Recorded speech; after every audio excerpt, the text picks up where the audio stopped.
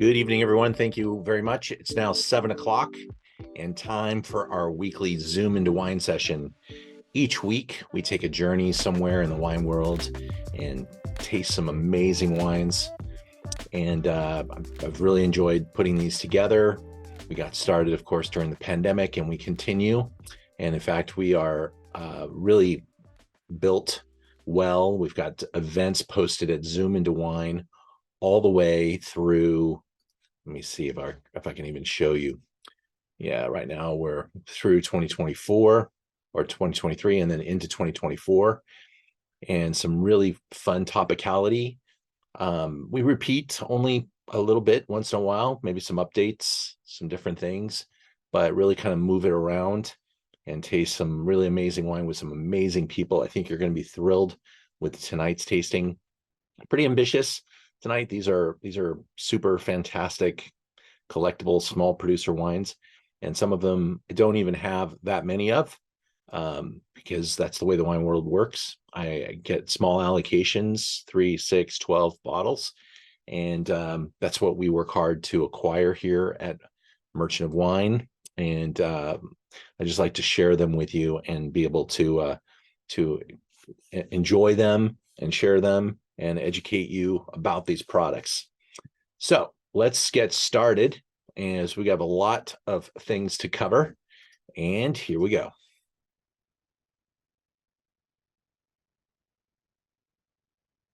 Tonight, we're talking about the heroes of Cabernet. And we started this heroes concept because we really wanted to highlight some of the very, very best wines in each category, whether it was heroes of Chardonnay or heroes of Pinot Noir or heroes of France or Italy. And this approach allowed us to taste Cabernets from all over the world. And I'm hoping that you also got a chance to get our digital tasting pad so you can taste along the little tasting mat, and our brochure with all the faces and places. Those were all emailed to you today. And we know some of our emails get a little blocked or have a hard time getting to. We apologize, but we can only control what we can control. If you ever don't get something from us, just email us before the class gets started. If you have ever a hard time getting on to one of our Zooms, we do have a Facebook page for Zoom into Wine at the Merchant of Wine, and that's where these are also being broadcast at the same time. Going into wine number one, we're going to get started in a big way. And this is a wine that I really, very early in my career, was very fortunate to discover. It was in the relative category of great wine, it was a bargain.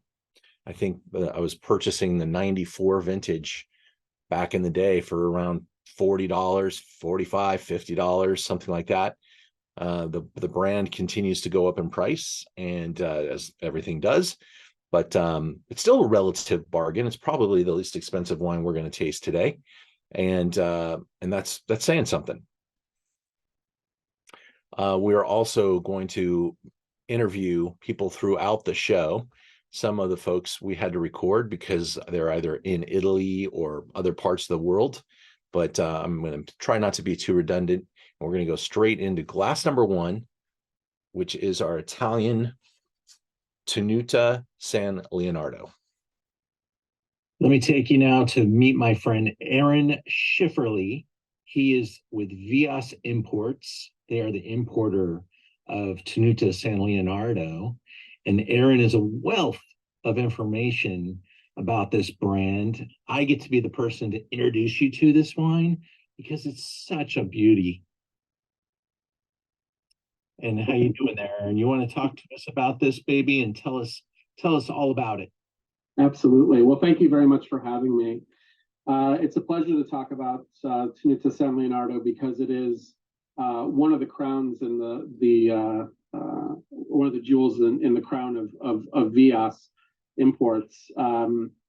This is a winery that you will find in certainly the top Italian restaurants in any major metropolitan city. You'll find this wine represented in the top retail accounts as well, who enjoy focusing on fine wine. in wines of historical importance. So Tenuta San Leonardo is a winery that can trace its roots back 1,000 years. This is a property that was a monastery, and so there's a ton of history that goes along with that.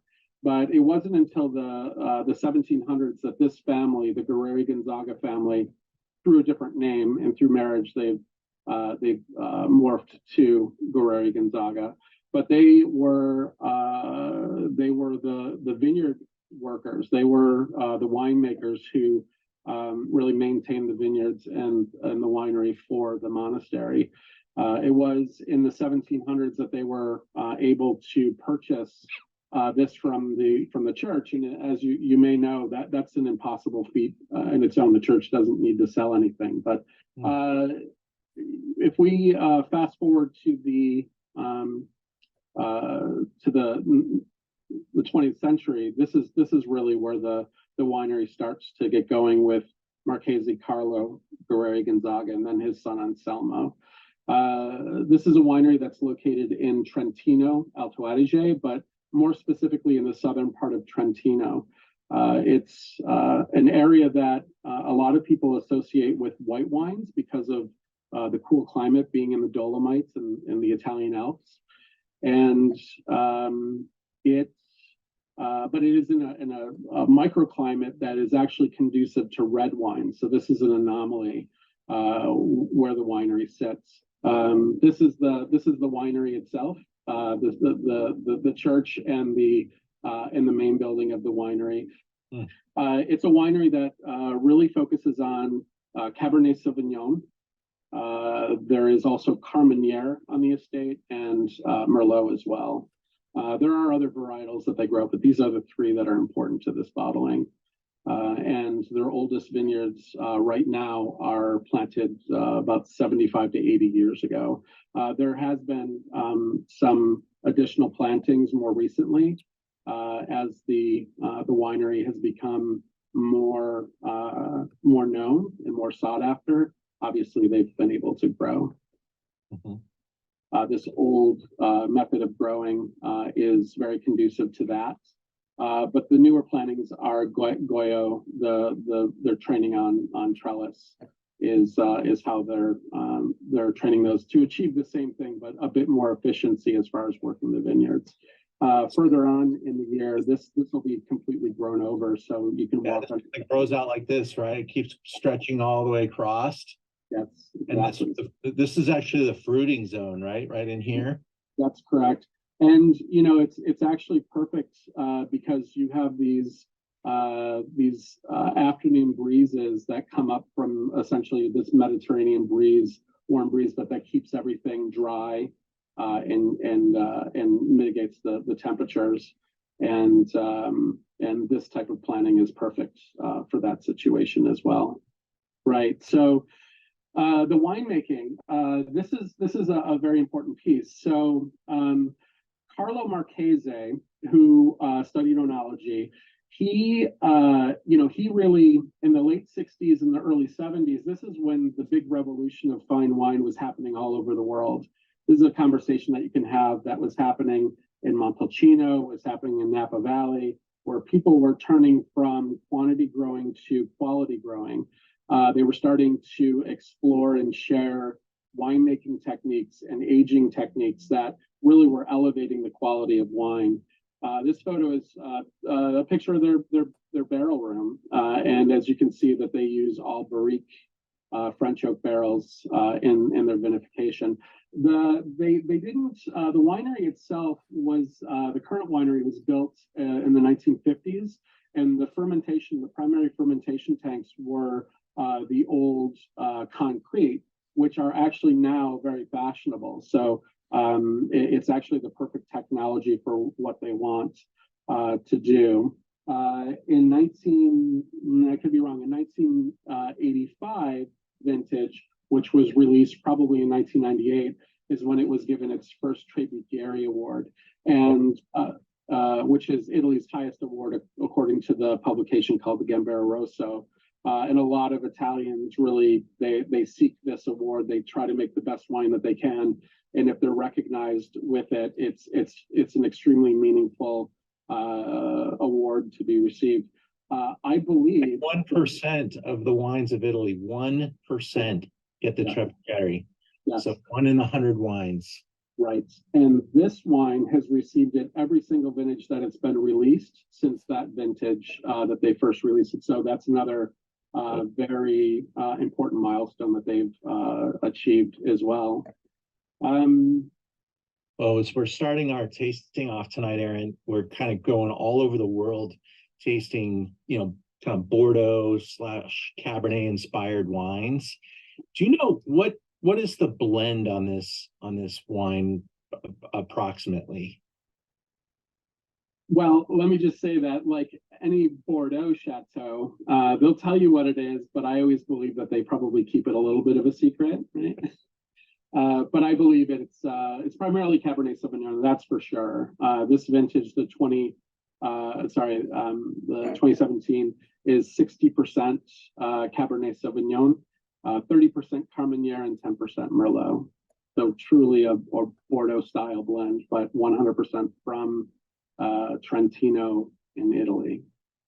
And the only Italian representation tonight. So it's really we're going to taste it now with the people on the Zoom, but I got to make the jars this morning, and this wine just has some really cool, I mean, it's coming from a cool place. So the cool aromatics kind of result in a wine that really features a little more earth, a little more kind of leans into that Parisine direction a little bit with some vegetative elements. But all these things just kind of come together and allow for a wine that really takes some time to develop in the bottle. It's great right now.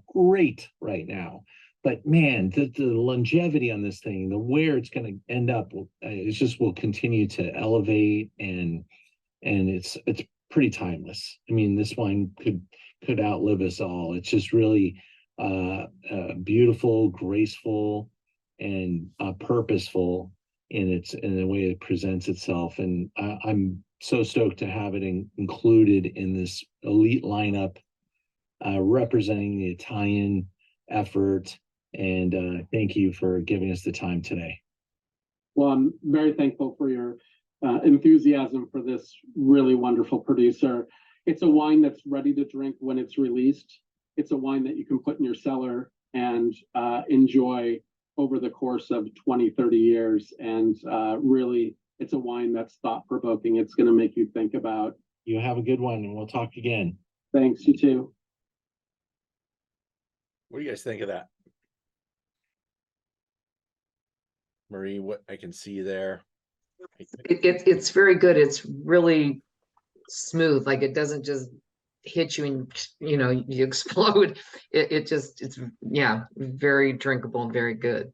What award is it that Yeah, so they were talking about the Tropicari. That's the 3 glass award.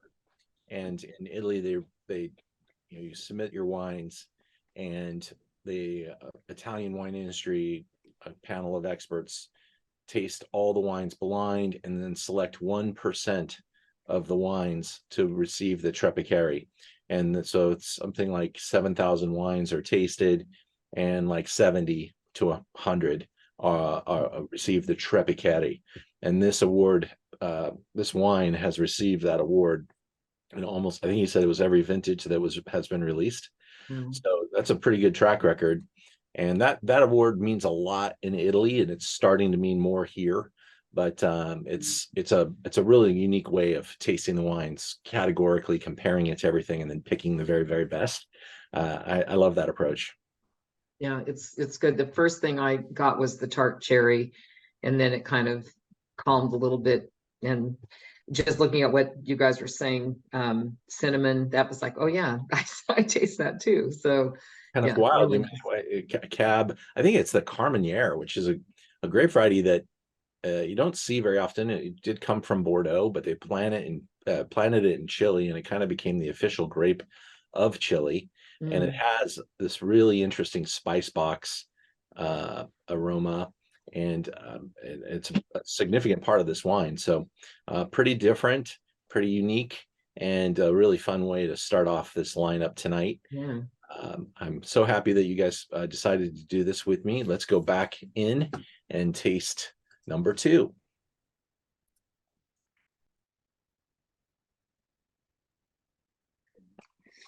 Can you see my screen? Am I sharing the screen correctly? Didn't tell me I was. It looks like I am. So something happened interesting on the way to meeting La Pastole. They own this is an amazing family. This is the family that owns Grand Marnier in France, and the lead, the wife is the Marnier family. She bought this significant property with some very old vines already planted, and she's created 2 brands there.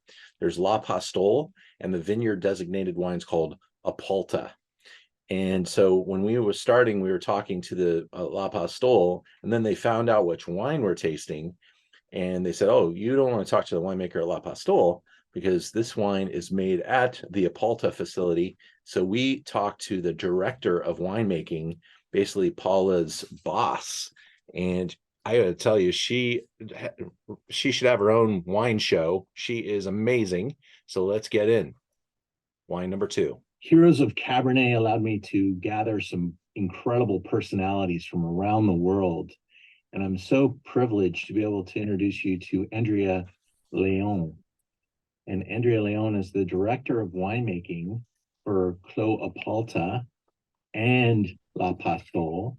And she's the boss lady in charge of all the winemaking. And I'm real thrilled to be able to talk with you this morning. We've had some great fun preparing for this interview. So it's great to introduce you to our audience today. Thank you for having me. It's great to talk to you all the way down from Chile in Santa Cruz, and to see you friends in LA and California. You spent some time here in California making some wine years back, but you've been with La Pastole and Clos Apalta now for how long? About 17 years. Yeah, it's been a lifetime that I've been working for the family. But well, I went to college in Santiago. I'm Chilean, born and bred, and I love eating and drinking. Sure. Let's go into that slideshow. And when we were putting this together, we thought we were going to be talking with Paula, who's the winemaker at La Pastole, but you are her boss, and we are thrilled to be able to talk to the technical director and winemaker.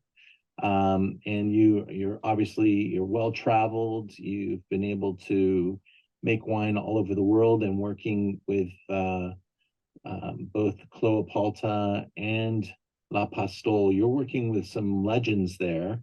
The family has a great history in this business, and really was one of the, I think, probably one of the first brands to elevate Chile in a way of like luxury, bringing, yeah. And they totally did.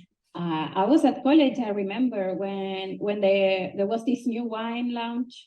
It was Cuvée Alex. Imagine at the time. It's hard to understand how fast things have changed down here. In the 90s, we had the Merlot mixed with Cabernet. We talk about red or white. It was very much internal consumption and only exporting, commodities. But Chile is a great country in terms of producing fruits and, agriculture goods. But then we needed a little bit of a help at the time in elevating that wine. Could be generic, very good, and very valuable, well priced, to something, singular, terroir driven, who will compete with any other wine in the world. And in the Colchagua Valley at the time, Apalta is a newly appellation in terms of legality. It's always been known for making, you know, great wines, but it wasn't legally acknowledged until 2018. Okay, so that's another important thing about the wine here. You know, these are vines planted in 1907. You know, we normally talk about the winery, which is really beautiful, and the winemaker, and you know, but for me, it's the grapes. And this is a wine, one of the few wines of a parcel wine. This comes exclusively from the block number 8, since the name of the wine, La Parcelle 8, in French, that we like to say it, La Parcela 8 in Spanish, as we all talk about, know the block. That's the actual real block. It's Is that sand? Is that growing in sand there? It's well decomposed granite. So it is sand, but it's not of alluvial origin. It's colluvial. You know, all the hillsides you see on the back, with all the earthquakes and others, volcanic explosions. So it's an igneous soil. It had an origin of a volcanic origin. Who ran down. In the old times in Chile, you would plant your vineyard on the bottom of your estate, okay? And the hills were all used for cattle. Today we have vineyards up in the hills, but they're much younger. They were planted from 97 onwards. That's one of the things the French people, Marnier in particular, brought also, that vision of growing up on the hills. But this, we have about 30 hectares, which is about 60 acres of old vines. And this parcel 8 is where the family really fell in love with Chile in Apalta and saw those little small concentrated grapes could make great wine. And well, they were used for Clos Apalta, which is our premier cru, which is based on Cabernet. But we thought, you know what, why don't we do, and that's Charles' idea as well, I want to make a great Cabernet. We have great vineyards, a great team, a great winery, but made from a single block. Okay, so the parcel 8 comes from that block. There's a little bit of other varietals there, Cabernet Franc, a tiny bit. 18 was cold vintage, you know, and with the current conditions that I know you in California have also suffered, a cold vintage today means the world, because you get a nice and easygoing and smooth maturity that comes little by little. 2019 brought very mild conditions during the spring. Warm came slowly but steadily. We had a good flowering, and we didn't have any rain, so it was a bit more overcast and a bit cooler, but we didn't have rain, so we could wait nice and easy for the perfect maturity, and keeping the freshness of the grapes. And Cab is a lovely grape to work on that sense, you know, so loyal, always over deliver. So we've been working in this wine for a long time. First vintage was 2011, that we didn't launch. So we just kept it for ourselves. We skipped 12, we did 13, then 15, and now 18 is the new one, which we're very excited about because it's a great conditions for Cab in particular. Almost 100 points. That's pretty, congratulations to you. It's you know, that just tells you that this is a wine that needs to be noticed, and with all of your vision and ideas, I think it's fantastic to have some leadership for Chile at the high end of the scale. And that's really what this tasting allows us to see, are some of the best wines, best Cabernets from all over the world, and be able to taste them kind of side by side, compare and contrast. And it's you know, there's not a lot of this wine available, and there's not a lot of this wine in my store, but I have a little bit, and I wanted to share it with people, give people some perspective, give me the chance to taste it too, because these are the type of wines where you get a letter and people say, hey, by the way, we're going to get a couple of 6-packs. Let us know if you would like one. And so Yeah. it's nice to be able to buy these, but they're so special. Some people haven't tried them, and that's what I really love to do. Small bottlings, is less than the block. The whole of the block is almost 2 hectares, and we do a strict selection for this wine. The rest will go into Cloja Palta, so it's still really good. But here we're looking for that beautiful balance and that freshness we get in a Palta with a Cab. Chile produces really good Cabernets, and Cab is one of the great varieties that you can have amazing expressions in Napa, in Margaret River, in Europe. We're able to value the old vines that are in a Palta. This was material that was brought by some visionary who wanted to make French Bordeaux varietals in the middle of Chile, in 1907. So, and they're still around. So that's incredible, my vision. Well, you're incredible, and we've been really enjoyed talking with you. And I hope that we can encourage some people to come and visit. I know I want to come down and to see the estate. I've never been to Chile yet. All right, take care. Take care. Have a good one. Thanks so much. Bye-bye. Bye. Yeah, I timed out there, but yeah, she's really, really wonderfully nice and sweet and super smart, and what a winemaker.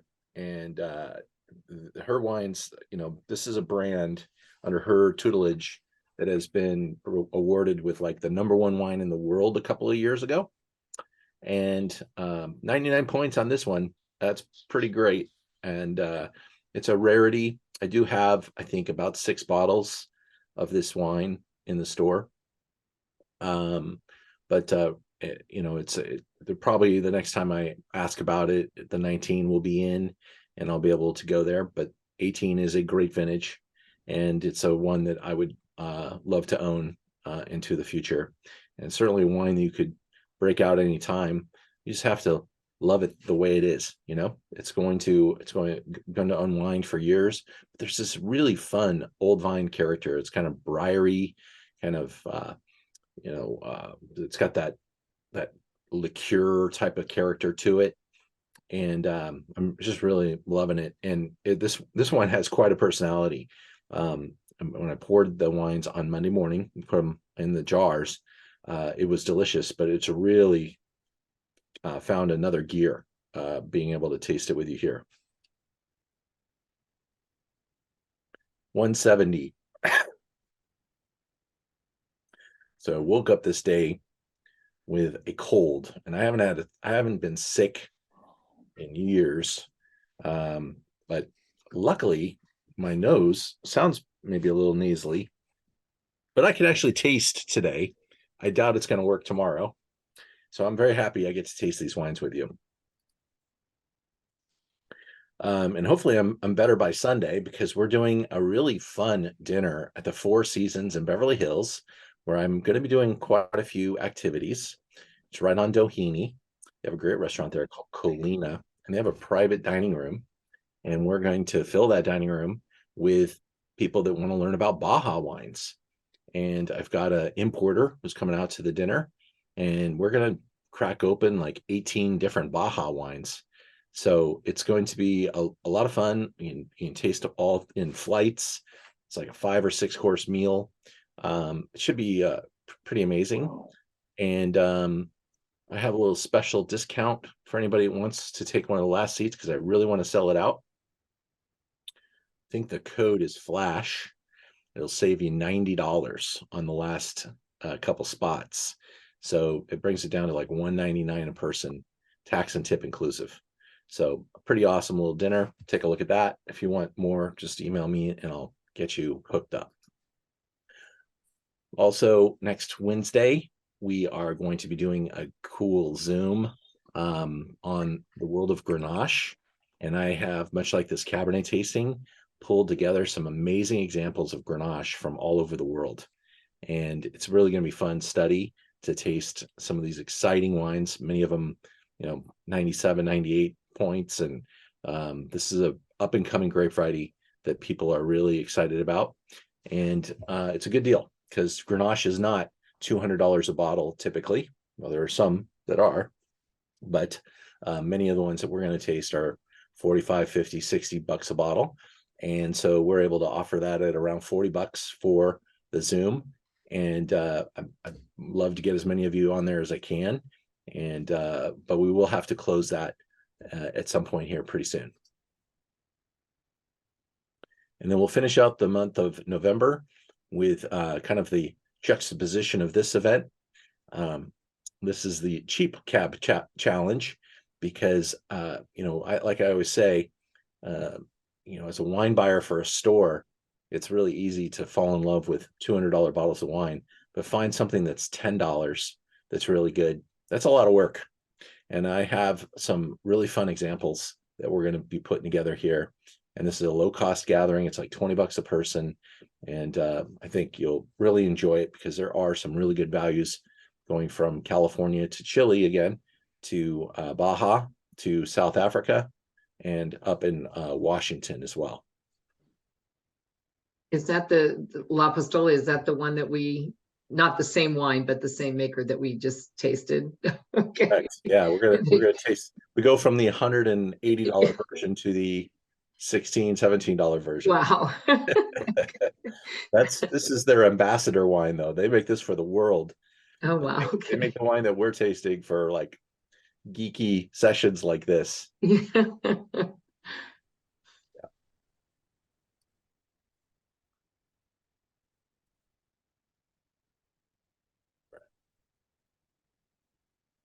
Next, we're going to go down to Australia. And wow, I was so impressed. We got Virginia Wilcox to join us. She is a legend in Australia. I have actually been to the Margaret River. And one word of caution, I went in the month of November, which made it interesting because it was fly season. Now, this place, Margaret River, is on the edge of the world. Okay, it's like the extreme western coast of Australia, and there's nothing out there. And so nature is still very much in charge. And we went to Lewin Estate, and I saw things I just couldn't believe. They were just like, we're sitting in a restaurant waiting to order some food, and all of a sudden the sky just filled up with flying insects because the insects knew in about 10 seconds it was going to start raining. And unfortunately, the restaurant had these air vents wide open with huge fans blowing cool air across the dining room. So there were insects just darting all the way across the dining room. And we had to react to that. But it was crazy. It's completely where, you know, Mother Nature converges with you know, the creation of life. And so that was over as fast as it started. But throughout the entire trip, we had to wear beekeeper masks, like helmets with the drape in front, because they had these flies, and flies don't have any predators for about 30 days. It takes 30 days for the beetles to wake up and go and get the fly population back in balance. So if you went on that trip with me, and some of you know some of the people that did, we have some great stories. Not necessarily the story we thought we'd have, but a great story. Virginia Wilcox is a legend, and let's listen to her as she makes some great time for us. This is what it looks like in Margaret River. And that is the Margaret River. The great thing about Zoom and Zoom into Wine, it allows us to meet great winemakers from all over the world. And tonight we're now moving to the Margaret River in Western Australia with Virginia Wilcox. Wilcox. Which one did you? Which one is it, Virginia? Is it Virginia Wilcox? Yes, it is. All right. Know it. Know it. All right. All right. And you're sitting in Margaret River right now? Yes, I am. In the vault where we keep all of our beautiful archive wine. fantastic. So, Virginia, tell us first of all about you, because I know you have an incredible reputation. You've made beautiful wine for a long time, and I'm so honored to be able to taste this particular monument to Cabernet with the group in this lineup tonight. Thank you for doing it, and please tell us about your background. Yeah, look, I've been at Vas Felix now for 17 years as the chief winemaker, and it's been a beautiful journey. But I've lived in Margaret River now for 32 years, so I came down here and fell in love with Margaret River after university. And as you were saying, you know, the forest, the ocean, the produce was just magical.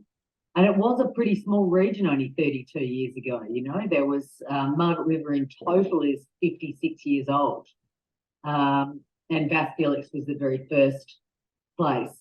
But when I came to Margaret River, I fell in love with the place, but I decided that I really needed to get some experience in the outside world. So I did quite a few vintages in Italy, and a few crazy vintages in Albania. Well, one that I tried to do in Albania and one in New Zealand.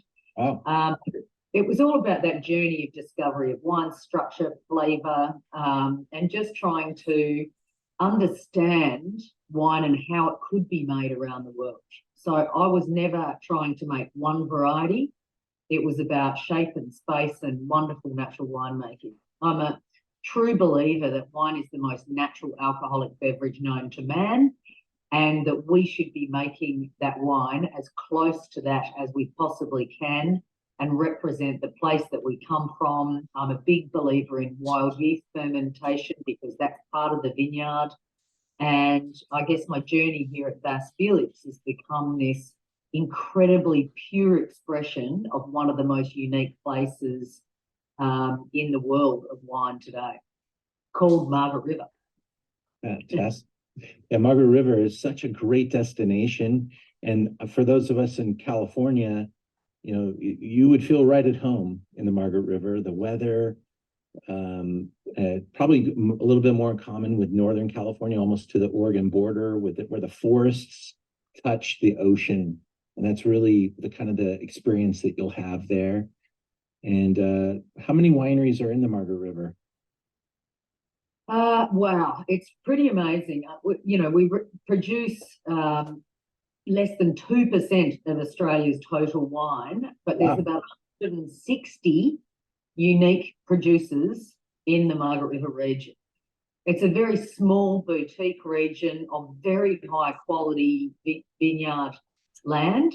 It's very low yielding and it's very high quality. And I guess that where the forest, you know, there's 47% of this region is still natural forest, and the ocean influence is absolutely significant. So south of Margaret River, like to go south is a massive cold ocean and there's nothing until the Antarctica.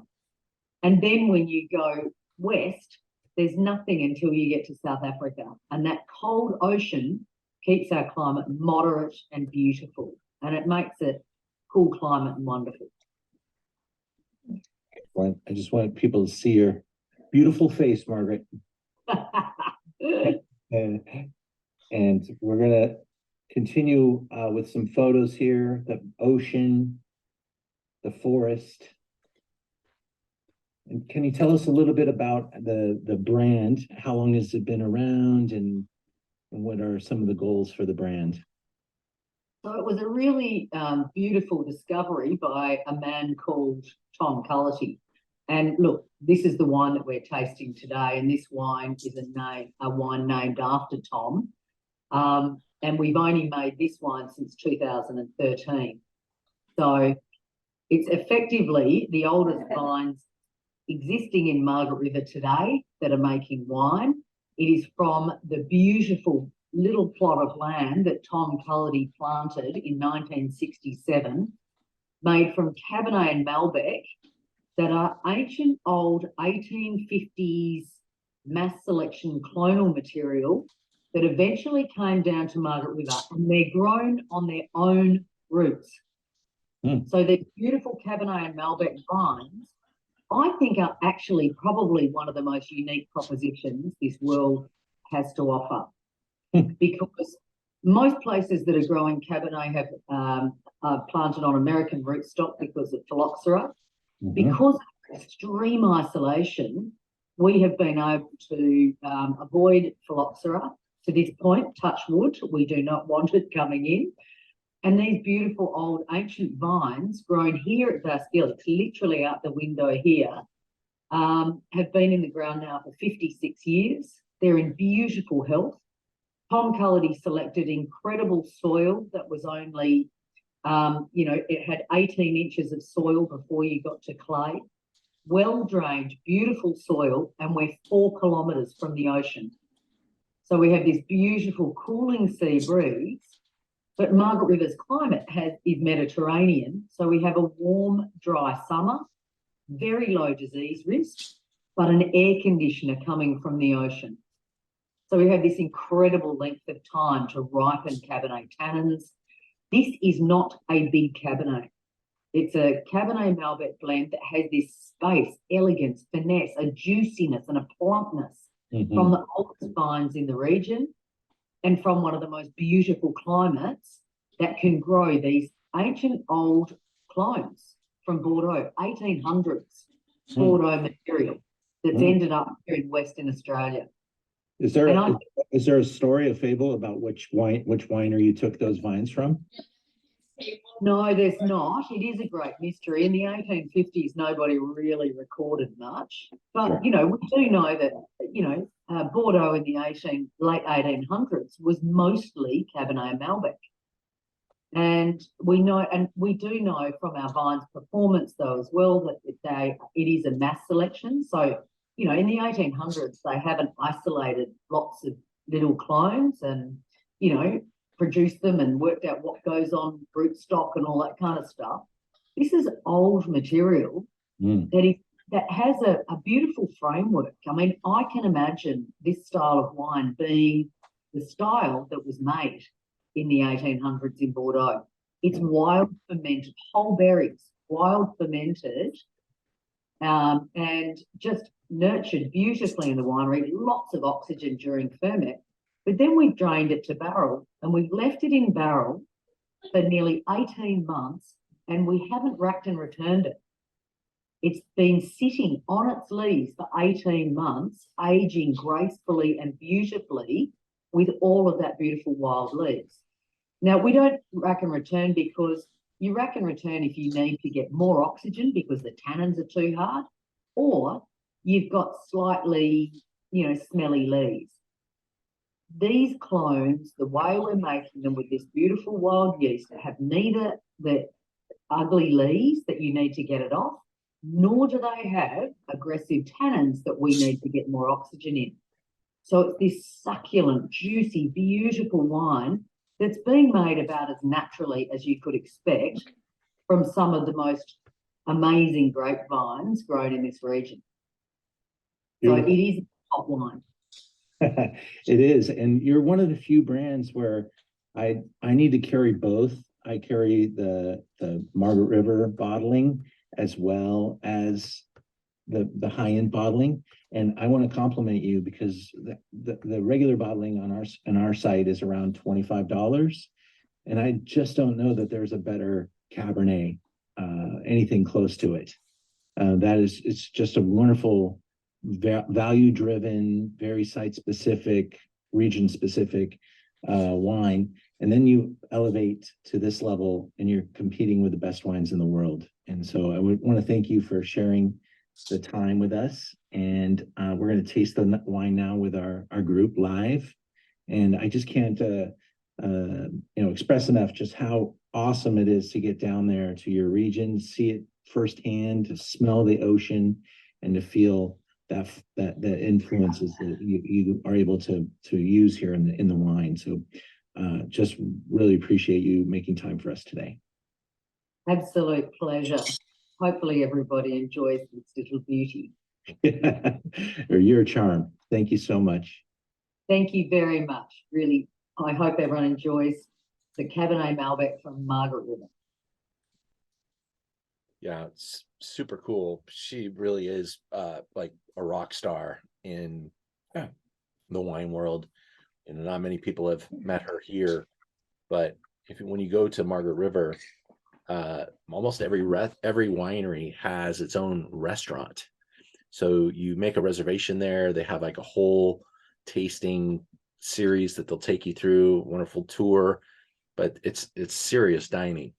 And so it's one great wine and food experience after another. And you're pretty remote, though. You're not going to be able to just go down the corner and eat somewhere else. I mean, you're dedicated to eating at that winery that's 30 minutes away from anything else. And it's just surrounded by beauty. That is the Margaret River. And when we went, we actually got in canoes and canoed down that Margaret River. And then we got out down at the beach down there and were able to look at the amazing rock formations and the waves and stuff like that. And there just did happen to be a seafood restaurant right there on the beach. So it was really awesome day. Now, this one is $160. And I just felt like I wanted to show it right here. I'm not sure it's the perfect order that we tasted them in. You could argue for a little different order or cadence, but I just felt like everything we've talked about kind of prepared us for this wine. I don't think it falls off at all. As she said, it's not a massive wine, but it's so pretty. And I really do appreciate this wine. It is rare. It is under Stelvin closure, so no cork. And they figured that out. I mean, there is no reduction, no issues with their wines, and that's a producer that knows what they're doing with Stelvin closure, and it works for them. Keeps that freshness really tight, and this wine out of bottle, 25 plus years. People are opening these wines, and her wines. 17 years, I guess she's been there, but she has really knocked it out of the park here. 98 points. I think power might be the only thing that this wine might be discounted for in the score, but it's so well balanced and so elegant. We'll move into wine number 5 with Stefan Aseo, and actually his daughter is going to be our guide. Heroes of Cabernet takes us all over the world, and now we're visiting our friends in Paso Robles. Today, Chloe Aseo, daughter and general manager of L'Aventure in Paso Robles, joins us. Hi, Chloe. Hello, hello. Thanks for having me. Tell us about the journey with you and your father. Yes, so it was definitely an adventure, hence the name, L'Aventure in French. We are originally from Bordeaux. My father was making wine in Bordeaux for about 17 years, but got tired with the regulations with making wine there. When you're in Bordeaux, you only make Bordeaux. When you're in the Rhone, you only make Rhone. And so after looking around, speaking to different winemakers in California, they said, look into Paso Robles. So Paso at the time was really not so much on the map. 98, we had about 20 something wineries. A lot of the fruit was getting sold and brought to up north to make wine. But my dad saw it as a blank canvas. So anyways, in 1998, we felt like this was the spot. We moved 7 suitcases in hand and we started the adventure. So it was all bare land. Everything got planted and built by my parents. We started planting in 98. We completed the planting in 2004. By 2008, we were 100% estate, and we built the winery. Later on, we built this beautiful tasting room that you see, which actually leads to our caves that were completed in 2016, which that was, truly the dream for my father, and I think any winemaker would agree, because in terms of temperature, humidity, everything is 100% natural and consistent all year round, which when you're trying to do premium quality wines, that's just an extra step that ensures, I would say, that we reach that quality. And actually this year we celebrated 25 years of L'Aventure. So it's a pretty cool milestone. And to see, you know, the consistency and style and just how we're growing is beautiful. So I'm excited for the next 25 years. Amazing. And, you know, you take, you know, each step you've taken has done, you know, just more and more to ensure your quality, to ensure Absolutely. your financial viability. And, you know, the brand has a great reputation and the wines continue to rise. And that's Thank you. amazing. I mean, we try, you know, again, we're very proud to say that we're production driven, not marketing driven. And the investments, they go for the majority in the vineyard or for the wines, you know, so it's always nice to hear that, you know, when you say that, that means that we're doing it right. And it shows. So thank you. What's exciting too is that the, you know, like your father on his journey decided to leave a very classic appellation and set roots in a territory that really could define its own rules. And you guys, this is a statement wine. This is 50% Syrah and about 60% Bordeaux varietal. You know, so I think my numbers may be a little off there. It says 50 Syrah, 45 Cab, 15 Petit. And 15 Petit Verdot. Yeah. So this is our flagship wine, the Estate Cuvée. It's also considered our crazy blend. So back when we moved in 98, obviously Paso didn't really have a specific style, going back to what I said about being kind of a blank canvas. And my dad really was one of the first to make a crazy blend. And people thought he was this crazy Frenchman, which he is, you know. But today, a blend like the Estate Cuvée is now kind of considered a Paso blend. So he really kind of set the movement for winemakers to really push their limits and play around and not just focus on the traditional blends. So that really started the movement. The Estate Cuvée, the first vintage was 2001. With a small amount of estate fruit that we had. The name basically means that it was our first estate wine. And more importantly, it's everything that he wanted to escape from Bordeaux, which make this crazy blend of Syrah, Cabernet Sauvignon with Petit Verdot. Petit Verdot for us, it's not 5% or less like you see in Bordeaux, which is mainly for, you know, adding a little bit of color, tannins. For us, it's truly the wild card. And a big thing to note is that Petit Verdot in Paso, it grows well, and it reaches maturity of, you know, in France, sometimes it can be green. It doesn't grow. It's quite challenging to grow. So the outcome is not always great.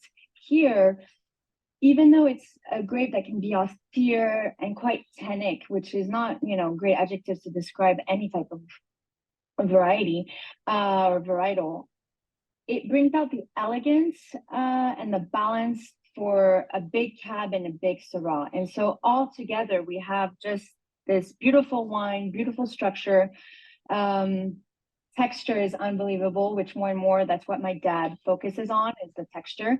For him, it says a lot. And especially, you know, the 19, he'll say it's probably the best vintage he's made in Paso. Very classic, very linear of a vintage. So it's not exuberant. Everything is contained.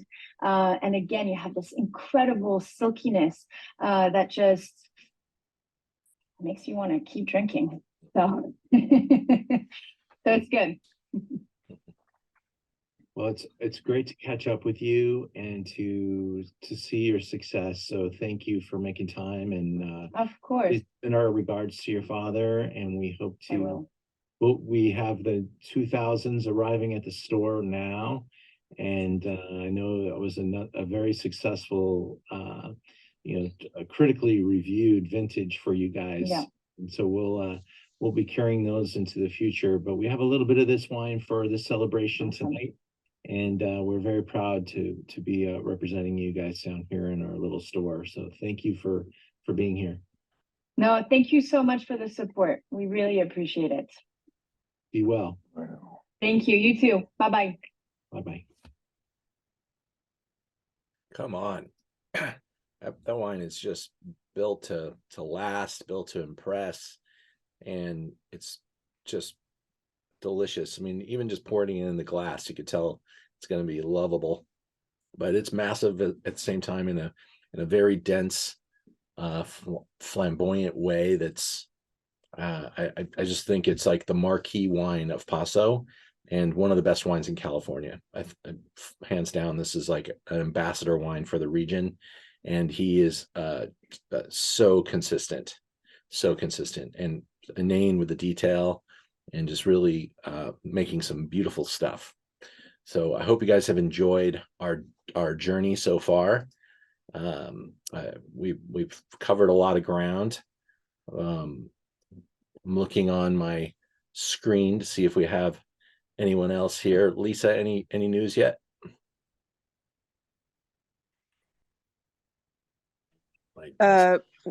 He's about to log on. Okay, cool. We're gonna have a special guest come and join us to present this last wine. Let's go ahead and get that in the glass. And Natalie, how are you doing? How are these wines treating you?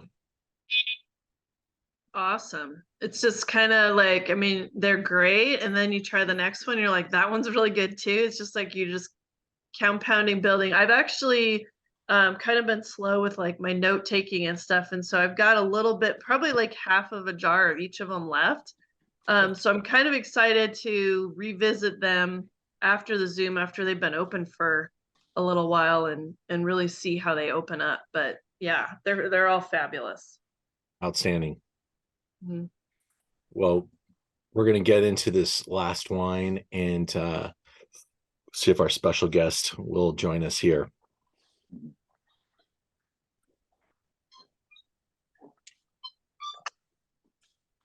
Father. Nope. Yes. Heroes of. There we go.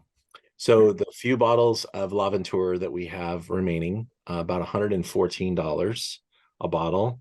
I believe the 20s came in and will require $125 a bottle. So these are elite bottlings from Paso, but that's a pretty great price for 100-point wine.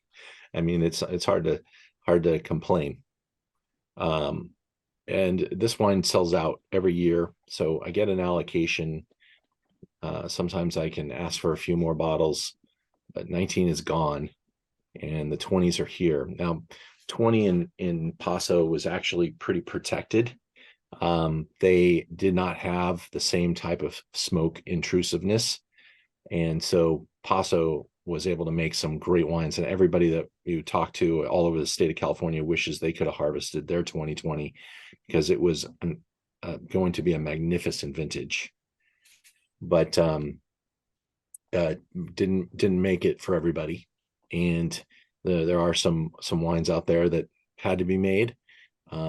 This is a vintner and a producer that I think you can trust. And wait till you see the scores. He got all like 98s all the way across the board, every wine that he makes. So just a flagship brand.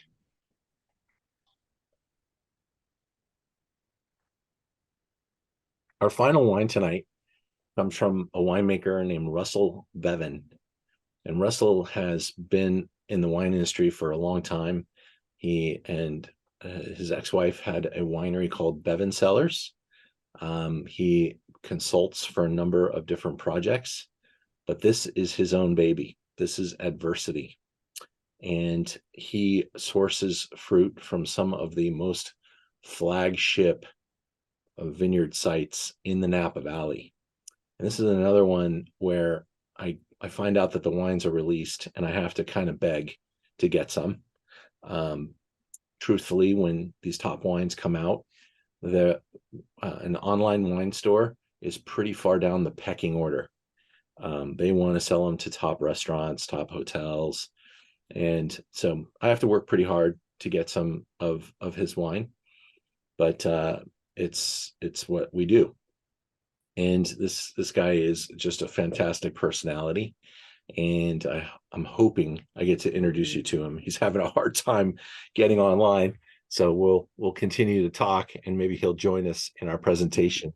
But let's go to wine number 5.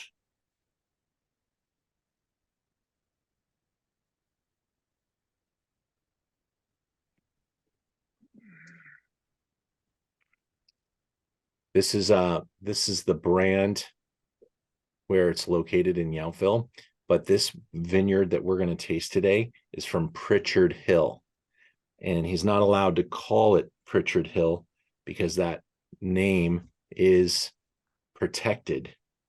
But you know what? Instead of me telling you about it, I just saw him sign on, so I think he's going to be here, so we can welcome Russell Bevan.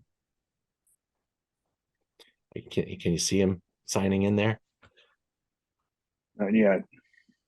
There he is. Hey, Russell, how are you, sir? My wife just woke me up and I've got the eye of the tiger. Well, I had a little bit of a flu today, so I took a 2-hour power nap this afternoon. I'm so happy I'm able to taste because these wines are just so beautiful. So thanks for being here. And well, thank you. It's wow, I just see the Christmas tree behind me. My house is already like Christmas exploded. My wife has, I think, 4 trees in the living room already. We just moved to a new house in St. Helena 2 weeks ago during harvest, and I didn't realize how purple that was behind me, but it looks good. It's well, I love the holidays. My wife just takes it to 11. I hope you guys have enjoyed the wine tonight. Yeah, we're just getting to yours. So we have a little bit of a slideshow, if you don't mind. I'll take you through and you can just kind of give us a little bit of detail. You bet. Before we do that, can we just chat a little bit about what's happening right now here in Napa? Awesome. You are the last guest tonight, and the floor is yours. Well, it's the harvest is just now ending, and the reason my wife literally woke me up was the season was so long because it was so cold and rainy. We normally start picking the first week of September. This week we didn't start picking till the first day of October, and so we had all of the grapes coming in at the same time, and we literally got to the point where we couldn't take grapes any longer. At my primary facility, we never went more than 18 hours with every tank being full. We were draining and pressing just so we could bring more grapes in. And at one point in time, we had 22 fermentations going in picking bins because grapes had to be picked. I wasn't going to sacrifice freshness. I didn't want them to get overripe. As you all know, if you've had the wine already, I like to make massively concentrated wines with refined tannins. I don't like the wines to be hard. And so for me to do that, I need to pick them at a point in time where I have great phenolic development, but I still have freshness to the wines. And so we were at a point in time this year where we had grapes stacked up 4 high, and we had to have them bring them down with a forklift so we could do the punch downs on them, because you can't do pump overs when you're in a 1/2-ton picking bin. And we had our crew working 24 hours to get everything processed. The challenge is right now we're at the point where we're having to press all of that. So I'm at the winery making press calls almost nonstop. Last night they got done with the last press load at 3 a.m. And so right now we're just processing and processing. And the way I make wine, going back to that, is to get massive concentration with refined tannins. I think the key thing is you need to ferment cool under 80 degrees, because you don't want heat in contact with skins and seeds, and most importantly, not with the seeds, because warm seeds will then leach out those really small phenolic compounds that give you that bitterness in the back of the palate. And the last thing I want is kitty cat tongue. I don't want the wines to be hard. You shouldn't have to chew on the back of your tongue when you're drinking a Cabernet Sauvignon anymore. And I think that's magnified even more by what's going on in Bordeaux right now. And if I start to ramble, somebody send me a message and tell me to hush up. But you know, we're in a streak of 2018, 19, and 20 Bordeaux, 3 absolutely amazing vintages of Bordeaux.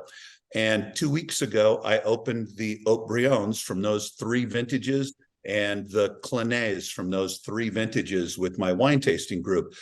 And we were all shocked at how approachable they were. And Bordeaux is now managing their phenolics because they know that their customer base is no longer going to sit on wines for 20 years. And with global warming, things are a little warmer and they can develop them. And I think the wine world is starting to understand that you need phenolics to age. Absolutely. I believe what Robert Parker used to say: Châteauneuf-du-Pape ages on its alcohol, Burgundy ages on its acid, Bordeaux varietals age on their tannins. And we can now extract the skin tannins that are much longer phenolic compounds that have the same ageability as the seed tannins, without getting the seed tannins, so these wines can be more approachable young. So you can taste them while their fruit is much more vibrant, especially in the case of the Bordeaux varietals. And I am completely rambling, but as somebody who's a wine geek, I spend more money on wine than I do anything else. I think this last year I've spent so much on Champagne and Bordeaux because they've been so good. And goodness gracious, you can get good vintages of Guigal Lalas right now at a fair price. And I've been nabbing every one of those I possibly can. But the vintage this year, because it was so late, we ended up with super supple tannins with amazing dark colors. We had no heat waves this year during the flavor development cycle. And we now know for a fact, because of the research they do in Australia, that there's 35 days in which flavor truly develops. And it starts in the middle of veraison when we have color change, and it goes on. And every day over 96 degrees in that cycle, you stop developing your flavors and tannins and anthocyanins. This year, we had no day over 95 in that cycle. And granted, depending upon where your vineyard is, it could have been an earlier or later cycle, but it was calm almost the whole time.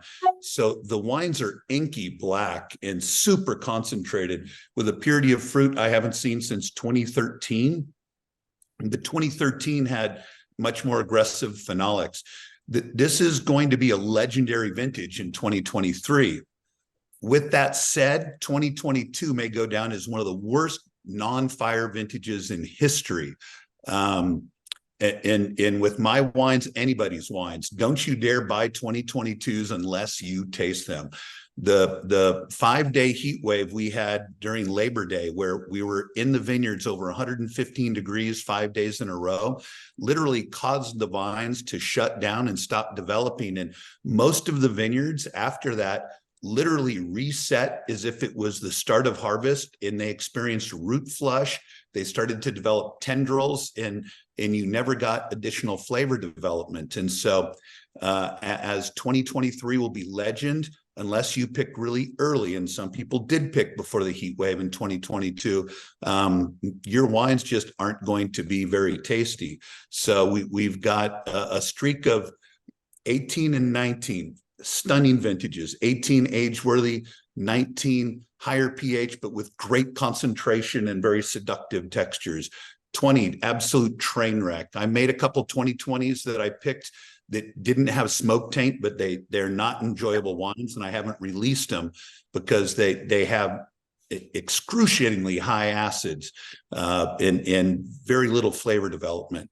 Then 21, age-worthy, powerful. The best wines are going to be seductive in a couple of years. 22, a mess. 23, legends. So it's been an interesting wave of vintages the last several years. And so that was my initial babble.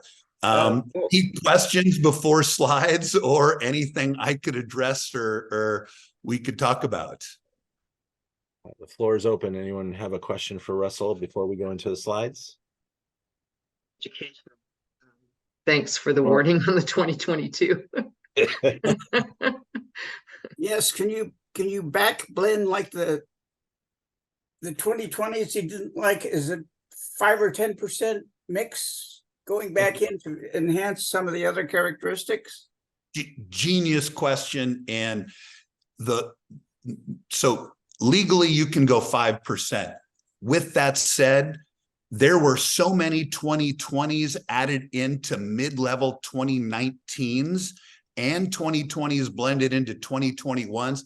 People were trying to hide their smoke taint left and bloody right without having to dump all their wines down the drains. With 2022, there will be a lot of back blending, yes. And the bulk market's exploding right now, so you can buy some of my juice. and there's some big wineries that have already put purchase requests in. But yeah, there's going to be tons of back blending. With small wineries, nobody's been fined in over 30 years for blending illegal levels of wine, and it's going to happen all over the place. There are so many people that are going to blend 23s into 22s because 23 was a good sized crop, and then there's people that are going to hold some and push it forward. The number of I'm so talking out of school. Other winemakers are gonna want to track me down with a baseball bat. But the company that concentrates wines, the largest one, they've purchased 9 more machines because they can't keep up with the number of people asking them to bring their equipment in. And you can then suck out up to 40% of the water in a wine to make it dense and concentrated and age-worthy. It's not going to give it freshness or fruit flavor, but you can concentrate it and then have a dense component that's going to be very dark for future blending. And tons of people are going to do that. And it's absolutely horrific, but it's going to happen all over the place. Russell, this is Terrence Swirl of San Diego, California. I just want to compliment you on, I'm a big fan of Pritchard Hill wines, but these wines that you've made are excellent. I would venture to say they're in that 14.5 to 15% alcohol level. Am I correct? Absolutely. My wines will help you get lucky on a first date. That they will never be shy when it comes to alcohol. I think that if you have enough concentration and weight, it's going to be within balance. And I mean, look at Chateauneuf-du-Pape.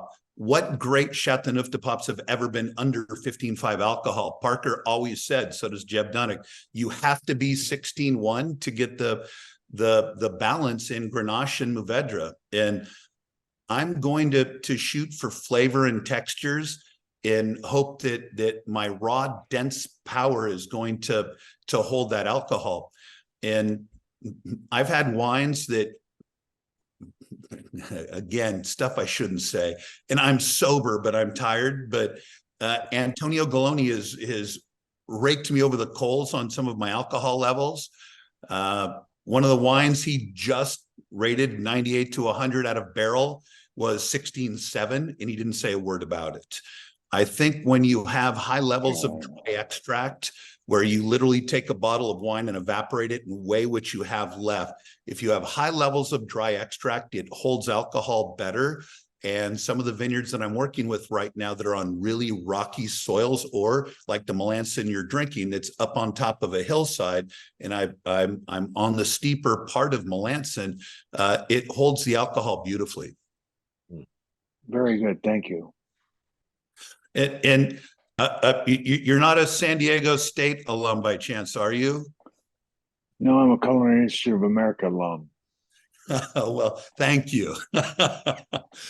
The basketball coach down there is one of my best friends and somebody I love immensely. So, Well, he's really good.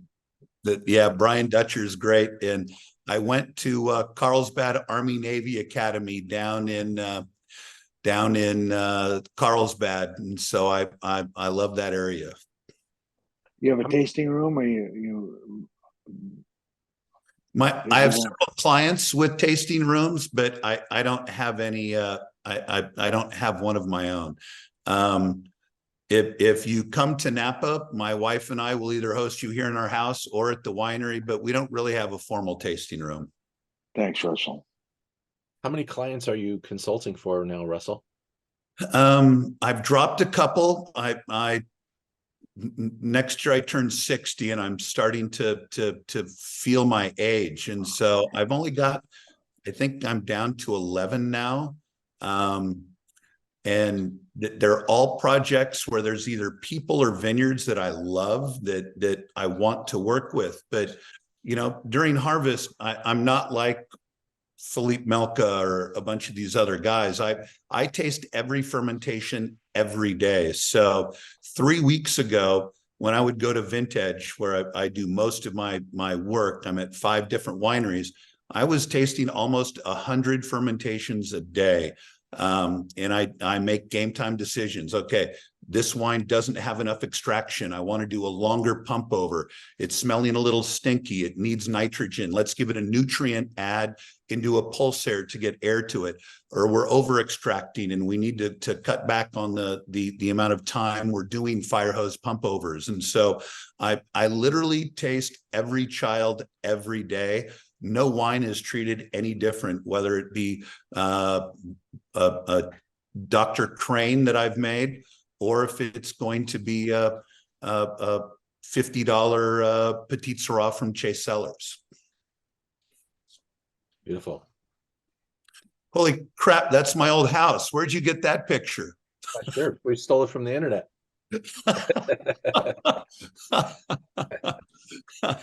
I just moved from the place on the right to St. Helena, a new house on the hill right over Silverado Trail, about the same elevation, but I was renting there, and now now Heidi and I own the new house, and we're gonna be able to plant 1.5 acres. Very cool. How long has Adversity been a thing? We started Adversity in 2019. Heidi and I got married, and my wife was an experimental pilot, and I wanted her to work with me. And so I went out and looked for vineyards that were highly stressed. And, you know, at Melanson, what the challenge there is I've got the Charlie Brown block, and there's one block there that the vines are not nearly as healthy, that they struggle. And I actually asked for those vines. The Chardonnay we're making is grown on the Sonoma coast in sand. The Phelan vineyard we work with is the highest elevation vineyard in all of Napa, and is virtually dry farmed. We're working with vineyards that are highly stressed, and that was the reason for the name Adversity. My wife may tell you that it was also partially to do with what a handful I was in our early dating stage, but I'm going to stick with the vineyard part. Very good. Very good. How many vineyards are you bottling under Adversities? I think this year we did 7 different SKUs. We did an extended age 36-month barrel aged Syrah, totally because Manfred Krankel told me to, and he's one of my heroes. We did Melanson, we did Sage Ridge, we did a blend called Catastrophe that has a label that looks like it's on fire because we could see the fire and the embers, and that painting looked a lot like that. We have 2 Phelan bottlings, both under 50 cases, just 2 barrels of each. We have Melanson, we have Deschard, and I'm sure there's another one. Sage Ridge, maybe? Sage Ridge, correct. Yeah, I have that one from I think it was the 19 vintage. And that wine is just now starting to really show well. Sage Ridge is farmed on terraces, and the terraces that it's on are really super steep and rocky. And the phenolics in that wine just needed a little bit of time to develop, but it's got the most red flavor profile of any of the wines. So it's more raspberry and cherry, whereas the Melanson, the reason it's got that blue label is because it's so blueberry and dark chocolate. Oh, it's showing so Amen. great. A lot of very loving comments on the chat box. And I knew you would impress the hell out of everybody if we got you on here. So thanks for making a minute to do that. It's very kind of you. Have you ever seen a vintage like 2023? Has there ever been something where you're busy on like this on November 15th? No, it's the latest we've ever gone. But the nice thing is we started late. Last year, I worked 78 straight days. This year, it's only going to be 59. So I feel like I'm getting a little bit of a break. I've only got a couple more days till we're pressed out, and then I'm going to take a day off. Amazing. What is it about Pritchard Hill? What makes Pritchard Hill such a great venue? You know, it's 2 things that I think really stick out to me. One is the airflow, because you get that big lift of cooling air every day that comes directly over Oakville, but it's the higher air. So you're getting that fresh air off of San Pablo Bay, and it comes right through and cools off Pritchard Hill. And then you've got amazing soils. With that said, only about 1/3 of Pritchard Hill has amazing soils. There's a lot of vineyards up there that are absolutely mediocre and don't create the same kinds of wines that you get from the special sites. Right. Well, wow. And correct me if I'm wrong, but a famous winery owns the trademark for Pritchard Hill. Is that correct? Yeah, Chapelet owns the right, and so there's no AVA. That's unfortunate, probably even for them in the long run, because it could be one of the most wine regions in Napa, but I'm sure they've got reasons that they want to keep that to themselves. You know, Pritchard Hill and Oakville, I think, are the 2 big boys when it comes to Cabernet, and both of them have fabulous, absolutely stunning vineyards, and then both of them have incredible mediocrity. I'm a member of the Oakville Growers Association. In my very first meeting, I stood up at the end and advocated that we went to a system kind of like the Italians, where we do a DOCG or DOC kind of evaluation, because there's so much mediocrity in the middle of Oakville, where you've got heavy clay soils that should be planted to Pinot Gris or Sauvignon Blanc, and no red varietal at all. And these people are farming at 7 to 8 tons to the acre for Merlot, creating absolute average wines. And then you've got people that are spending huge amounts of money, $25,000, $30,000 an acre to farm the hillsides or the valley floor sites that are fabulous. And I've been to Taste of Oakville and tasted so many wines that were just okay. And I was like, these people don't belong here. And they needed to change their approach. Somebody actually hissed at me from the back row. That they did not want to hear that. But I guess it's the way of the world. Not everybody has excellence or is willing to strive for it. Well, you have a calm, outspoken demeanor that I think is infectious and fun.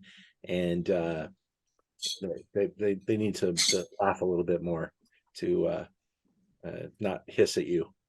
But you're doing some great things for the wine industry, and I love watching these wines. I think my price might be the best price in America on the Adversity Melanson.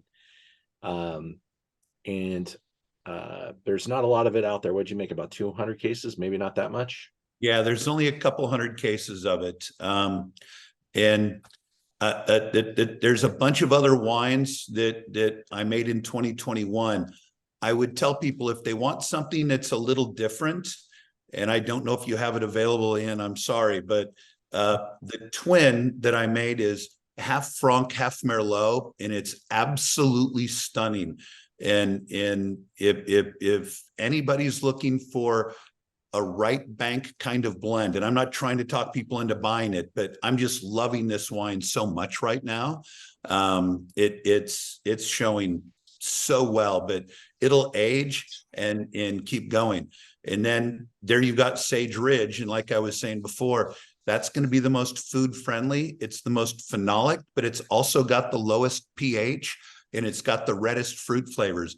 I paired that with braised short ribs, and it was absolutely stunning.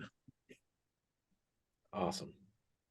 Well, anybody that's on this Zoom tonight, if you want to go and meet with Russell and try to get a tasting with him, I'd love to be the conduit to help you guys do that.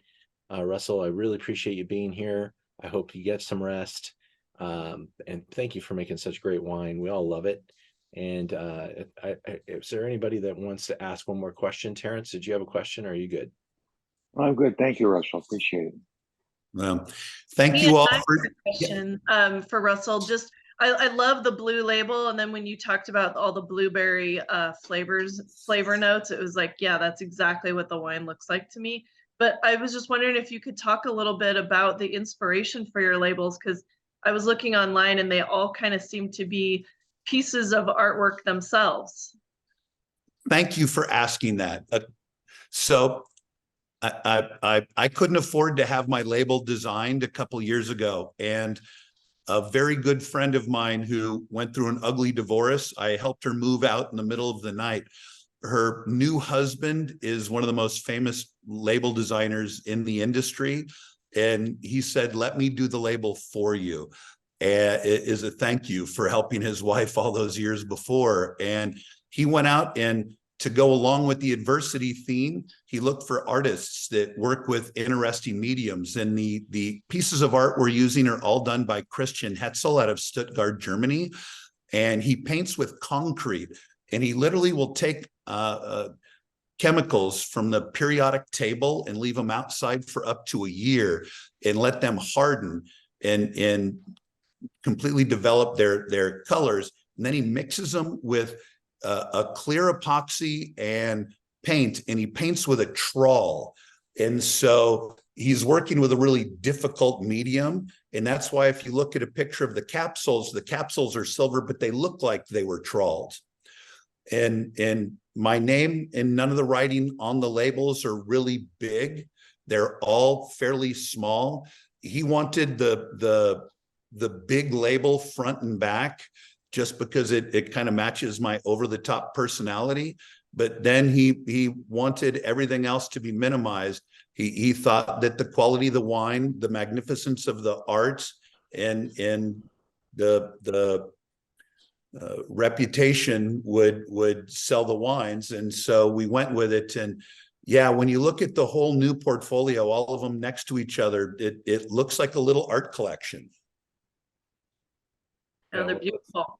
They're beautiful and very perfect for your personality and the brand as you lay it out. I think it's a wonderful label for the brand. And I love that you kind of tied in the color with kind of that flavor profile. I love that. Yeah. And with the Sage Ridge, when I was talking about the red fruits, that block also has a ribbon of red that goes through it. And so that label was easy to do because it fit both the block and the flavor profile. Perfect.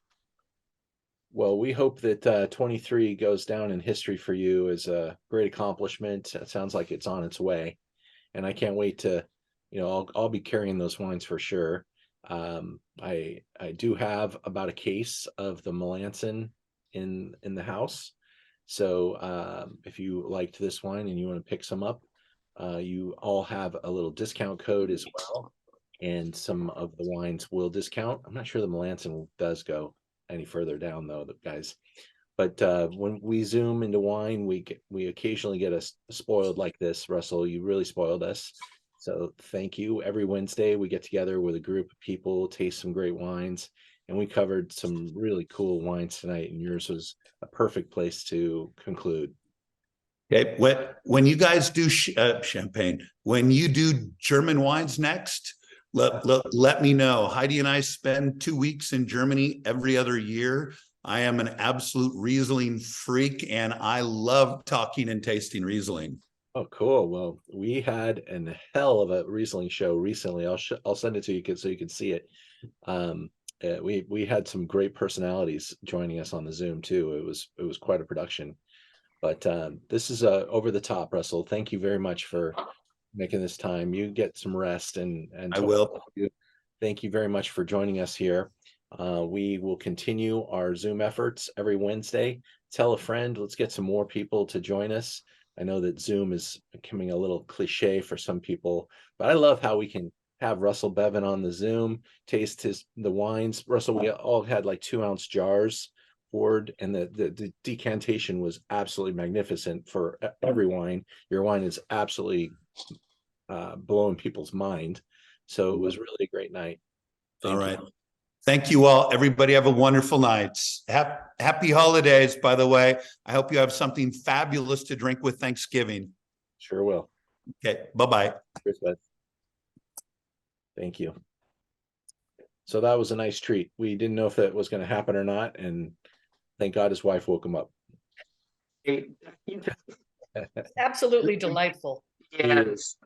He is a great personality for wine, and what I love about him is, that irreverence that he has really allows him to push boundaries, and I think that's why his wines are so amazing. And so I think he's a leader, and his scores, his vineyard selections, these are pretty hard to get, and you're going to see that his brand is very much in good shape, and everything that he makes, he does a really good job with.